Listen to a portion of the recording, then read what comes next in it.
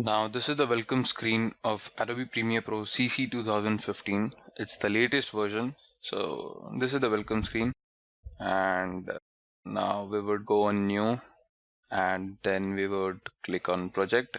It basically creates a new project. You can say here, we can give any name we want. I would put this as edit_01. And this can be the location. It generally means the location where you want these project files of Premiere to be saved. So right now the location which it has been provided in default, I don't want this to be saved here. So what I would do is I would go to browse, I would go to my desktop, I have a folder, and I would click here. Yeah, I would like to save my project file of Premiere here, and then I would click on select folder. So if you come to this, these are the general settings: video rendering and playback. This is the renderer. This can stay as it is. This is the video display format. It means time code, and this is feet plus frames. Time code means generally it would be in the format of HH, mm, SS, FF, which means hours, minutes, seconds, frames. This would only means frames, and this is again a kind of frame which would only deal with frames and no timings. For these both, this would also display as these both would also display the time as well as along with the frames.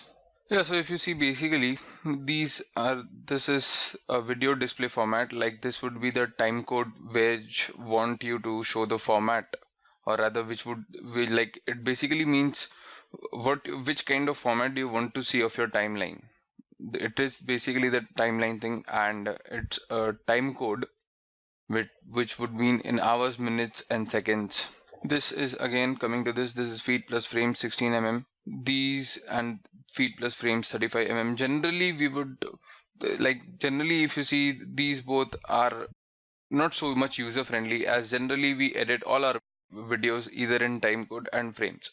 Now it again depends upon your customization, what kind of, I would prefer this in time code because this is very convenient for the user to edit, and it is very user friendly. Now this is the display format for audio samples. Let it be as it is. We are not changing any settings here. Yeah, this is capture format. This is DV and HDV. So this is basically if you are capturing any video from any outside source, capturing through a capture card which would capture a video, and you are doing an online editing. So this can stay as it is, as we are not doing any kind of online capturing. And coming to the scratch disk, it can also remain the same. It depends again what kind of hard disk you have, like how much is the free space available on your hard disk, so you can allocate that. And suppose right now I'm using my same C drive.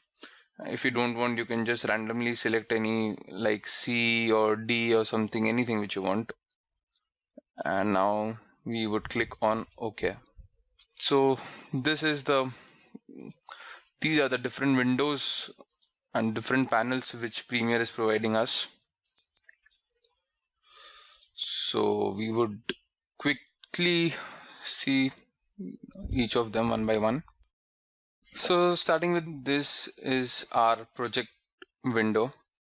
This is generally a very important place where all our medias are, all our video files, all our audio files, along with images, additional text which will be created, can all be inserted or imported or created here. So let us look. It says import media to start. There are basically two ways how you can import your media. Now what I'll be showing you is importing a video clip to our project. So you need to go to file, and then you need to go to import. So I would import a video, like this would be my video which I would like to import. Select the location, and then you can click on open. Importing file, import file.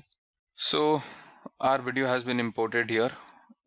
It says Portland, Oregon, aerial drone and motion time lapse. So this is basically my name of the video.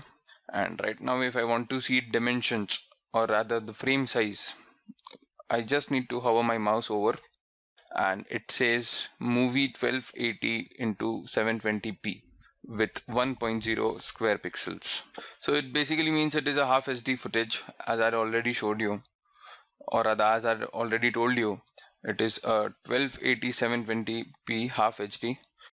One cool feature which Premiere Pro CC 2015 has initiated is, or rather introduced, is once you go here, once you do not need to click, you just take your mouse over here and you can you need not even scroll it, you just need to take it from left to right and you can have an entire glimpse of the video. So this is my end and I'm going through the entire video like this. So this is a very cool thing which Premiere has installed or introduced. Now coming to this is my media browser.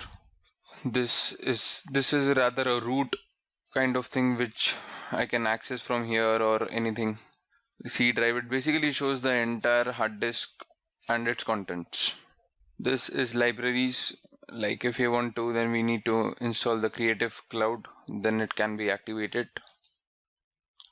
This is info, and these are the different panels like effects, markers and history. What we would do here is we would click on effects to get the effects panel. So these are the various kind of default effects which Premiere is providing. Now coming to this is our tools panel, through which we can start editing our videos. This is our timeline panel, where the media which we had imported has to be drop in here. It says drop media here to create sequence. And one more thing I would like, which I've just kept, was for importing a file we need to click on file and click on import. There is one more way, or rather a shortcut, which you can, on a Windows system it would be Control and click on I. It would open this dialog box. You can click Control I from your keyboard, and if you have a Mac machine, Apple Macintosh system, you can click on Command I, and then you can import any of the videos which you want in your project.